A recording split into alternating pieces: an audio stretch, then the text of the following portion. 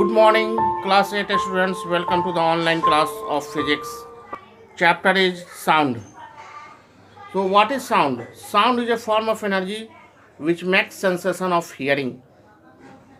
क्या होता है साउंड का definition? Sound is a form of energy which makes sensation of hearing. तो अब जानिए साउंड प्रोड्यूस कैसे होता है.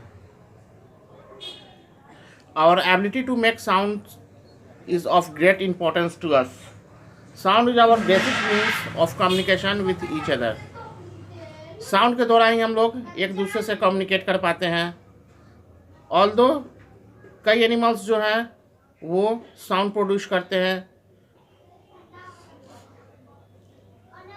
Humans in particular have a very highly developed and defined system of communicating with sounds in the form of languages.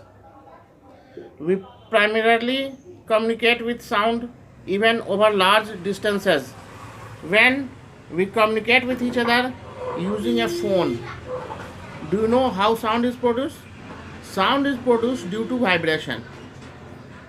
Vibration को कैसे define कर सकते हैं? A vibration is defined as a rapid back and forth movement of a body about a central position.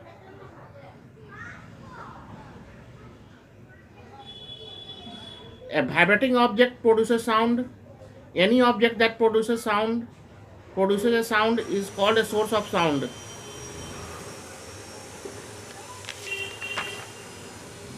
जैसे हम लोग के गला में क्या है, लारिंक्स और वोकल कॉर्ड है, जिससे कि हम लोग साउंड प्रोड्यूस करते हैं वोकल कॉर्ड से.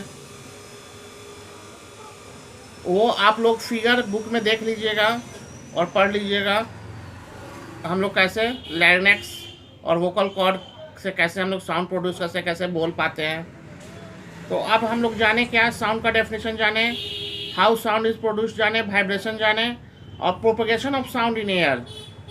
साउंड कैसे प्रोपगेट करता है, साउंड जो कम्युनिकेट करता है, साउंड जो मतलब एक जगह से दूसरी जगह जाता है, उसके लिए प्रोपगेट शब्द का यूज़ किया जाता है, टर्म का. We have seen how sound is produced by vibration. Let us now see how we receive it. We know that sound is produced by a source. Sound travels from a source through the air and reaches our ears, and we are able to hear it. While this is something you may already know, we need to go into a little detail of the process and understand what happens. जैसे loud speaker को हम लोग लेते हैं तो क्या होता है, लाउड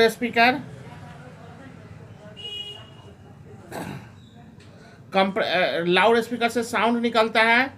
तो साउंड निकलता है तो कंप्रेशन और रिफ्रैक्शन के फॉर्म में साउंड एक जगह से दूसरी जगह प्रोपगेट करता है.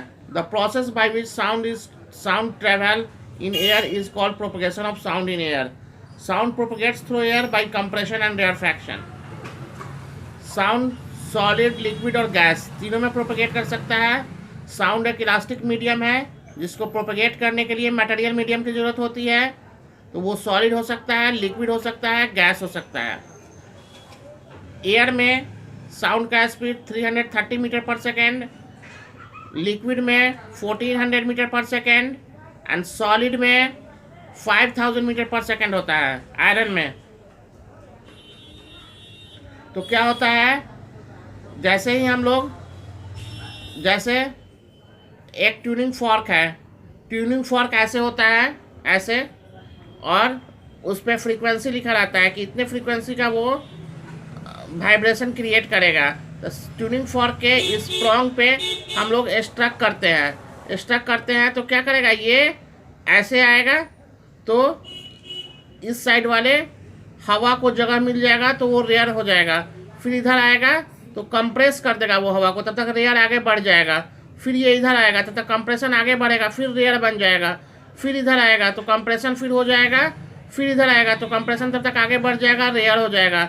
इस तरह से कंप्रेशन और रेयरफैक्शन के फॉर्म में हवा जो है, साउंड जो है वो ट्रैवल करता है सोर्स से हमारी कानों तक. ठीक है. हम लोग चांद पे जाएंगे और बोलेंगे तो नहीं सुनाई देगा, क्योंकि चांद पे हवा नहीं है, मीडियम नहीं है साउंड को ट्रेवल करने के लिए।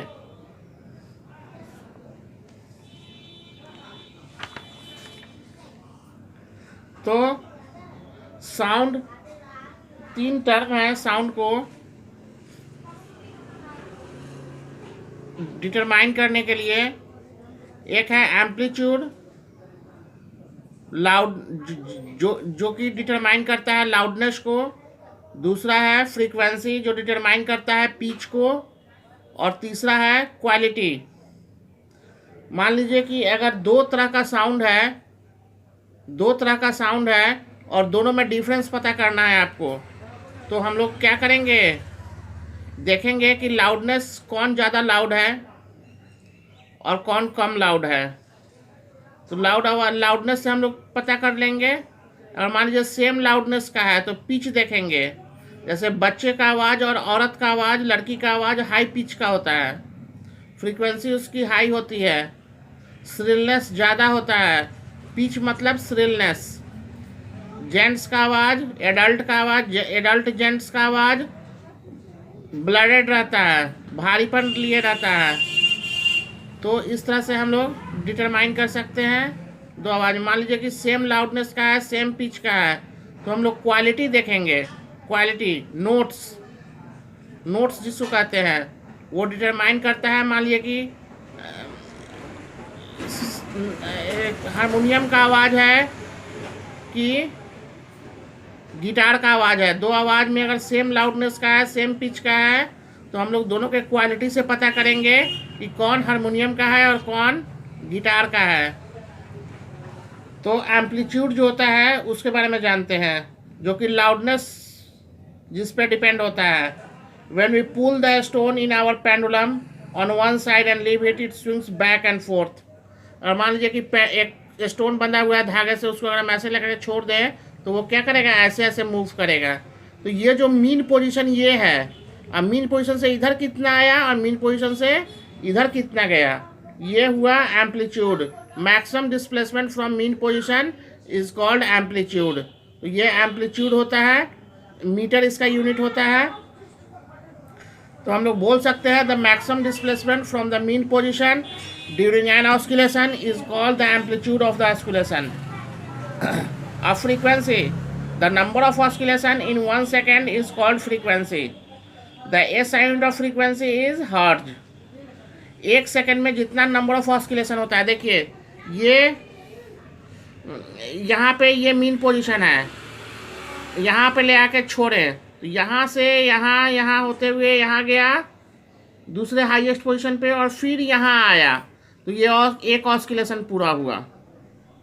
तो ऐसा 1 सेकेंड में कितना ऑस्किलेशन होता है, number of oscillation in 1 second is called frequency.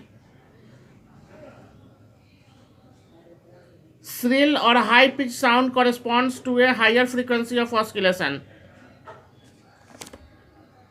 Oscillation मतलब बैक एंड फोर्थ मूवमेंट को ऑस्किलेशन कहते हैं। Vibration determines the loudness of the sound and frequency of the vibration determines its pitch. Time period. Time period of an oscillation is the time taken to complete one oscillation. एक oscillation complete करने में जितना time लगता है वो time period कहलाता है, इसका यूनिट सेकेंड होता है। स्पीड ऑफ साउंड तो बता दिए आप लोग को, न्यूमेरिकल है इस पे, स्पीड ऑफ साउंड पे न्यूमेरिकल है। न्यूमेरिकल आप लोग सॉल्व करेंगे अपने बुक से, जो नहीं आएगा वो पूछेंगे मेरे से। ऑडिएबल एंड इनऑडिएबल साउंड्स क्या है? Capable of being heard, we use humans cannot hear all the sounds around us. Inaudible sounds are sounds that cannot be heard by us. We can only hear sounds that are loud enough. Some people can pick up very faint, soft sounds, but they too have their limitations. तो हम लोग का क्या है, audible range क्या है? 20 kilo hertz से 20,000 hertz तक के साउंड को हम लोग सुन पाते हैं। Sound waves of frequencies above 20 hertz, 20 kilohertz are called ultrasonic sound, ultrasonic waves, and those below 20 hertz are called infrasonic waves. अब क्वेश्चन होता है कि how we hear sounds. Sound wave produce around us travel through air and reach our ears. Our ears receive the sound, convert the vibration into electrical signals and transfer the information to our brain which makes us hear the sound. क्या कहता है, vibration जो होता है वो electrical signal में बदल जाता है और वो इन्फॉर्मेशन ब्रेन को जाता है और ब्रेन सुन पाता है. अब जानिए म्यूज़िक और नॉइज़ क्या है. जो प्लीजेंट लगता है सुनने में वो म्यूज़िक कहलाता है, जो इरिटेटेड होता है, डिस्कम्फर्ट होता है, वो नॉइज़ कहलाता है. Musical instrument sitar, guitar, violin string instrument कहलाते हैं. धागा बंधा हुआ रहता है, इसमें तार बंधा हुआ रहता है. मेम्ब्रेन वाले इंस्ट्रूमेंट कौन होते हैं, तबला, ये सब मेम्ब्रेन वाले होते हैं. और विंड इंस्ट्रूमेंट्स कौन होते हैं, ट्रम्पेट, हारमोनिका, फ्लूट, ये सब विंड इंस्ट्रूमेंट होते हैं. प्रिकशन इंस्ट्रूमेंट मेम्ब्रेन वाले इंस्ट्रूमेंट होते हैं.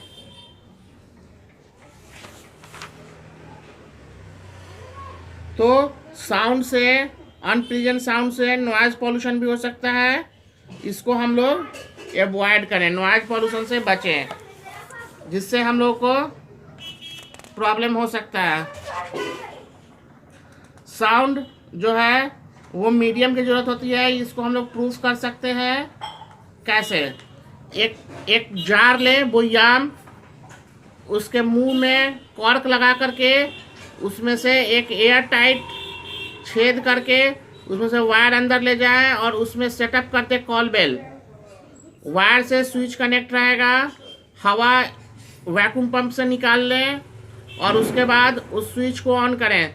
देखेंगे कि हैमर जो है वो गैंग पे स्ट्राइक कर रहा है पर आवाज़ कुछ नहीं आ रहा है. इसका मतलब क्या है कि उसके अंदर कोई हवा नहीं है, उस जार के अंदर कोई हवा नहीं है.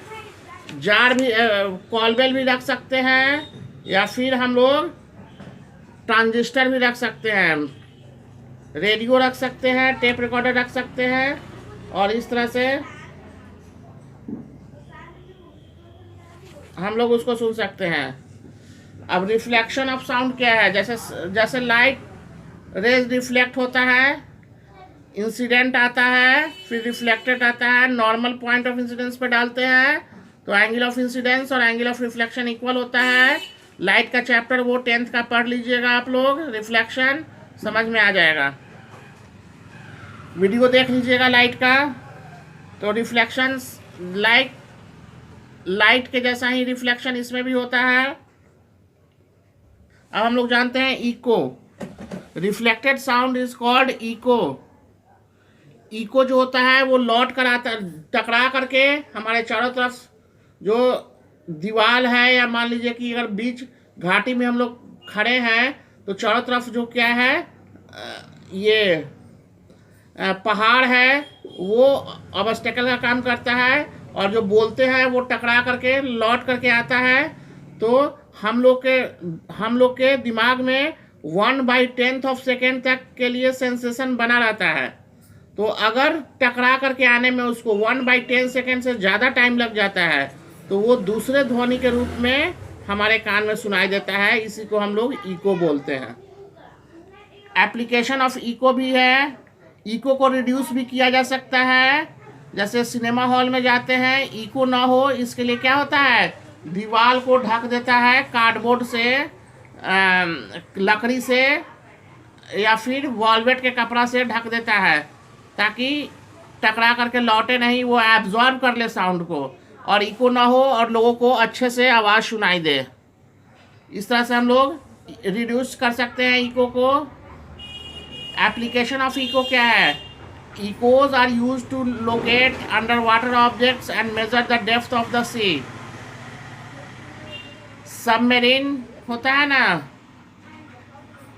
क्या कहते हैं उसको, सोनार. सोनार एक सिस्टम होता है जो सबमरीन में लगा रहता है. वो एक वेव छोड़ता है और वो टकरा करके आता है. स्पीड जानता है कि कितने स्पीड से वेव छोड़े हैं और वो डबल डिस्टेंस हो जाता है, गया और लौटा, डिस्टेंस को डबल ले लेता है। और 2x अगर डिस्टेंस नहीं पता है तो x है, गया और फिर लौटा, 2x डिस्टेंस हो गया, स्पीड हो गया। और टाइम, कब छोड़ा कब रिसीव किया, ये टाइम उसको पता है, स्पीड पता है, टाइम पता है और डिस्टेंस 2x हो गया, तो x का वैल्यू निकल जाता है। तो इस तरह से हम लोग निकालते हैं सोनार के सिस्टम से, डेप्थ निकालते हैं या कोई ऑब्स्टेकल आसपास में है या नहीं, इसको पता करते हैं। डॉक्टर्स यूज़ करते हैं इको का इंटरनल ऑर्गन्स के, बॉडी के इंटरनल ऑर्गन्स का पिक्चर लेने के लिए। Ultrasonic vibration reflected by different parts of an object have to create an image of the organ.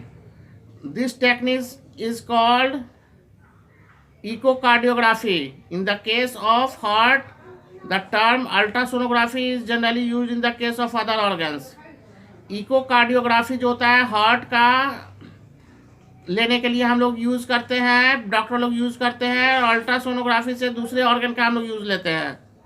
Bats जो है वो इको करता है अपने शिकार को पकड़ने के लिए। वो बैट जो है वो इको छोड़ता है, मतलब ऐसा वेव छोड़ता है जो उसके शिकार से टकरा करके लौटता है, तो उसको पता चल जाता है कितने दूर पर कहाँ पर है, बैट को दिखाई नहीं देता। वो वेव छोड़ करके ही ऑब्स्टेकल के बारे में पता करता है, उसके आकार के बारे में पता कर लेता है, कोई उसे खाने का चीज़ है कि नहीं उसके बारे में पता कर लेता है, और वो